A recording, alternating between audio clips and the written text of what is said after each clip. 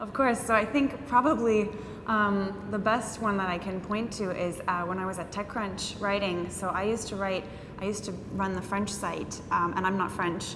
And that was a huge challenge for me. And when TechCrunch made me that offer, I just thought, this is an amazing opportunity, but am I the right person for it? And Mike Butcher gave me some really good advice. So Mike Butcher's the head of TechCrunch Europe, obviously. And he turned to me and he said, actually, because you're not French, you're going to listen really well. And that's what's going to make this work for you. And that has really stuck with me, I think, with a lot of the different projects I've done. But another thing that I had to learn for everything that I've done is that you need to surround yourself with the right people.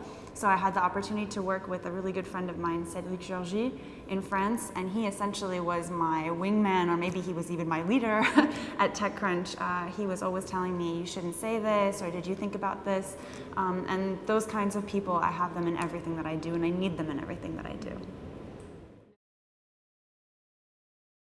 Best advice that I have received and that I would tell entrepreneurs is that they need to listen, and I think they need to think big. So I see a lot of entrepreneurs in Europe. I've had examples of people who have pitched me a project, and when I turn to them and I say, where do you want to be in 2 years? They say, oh, I'd like my business to be launched in, and they give me 3 cities, Paris, Brussels, London.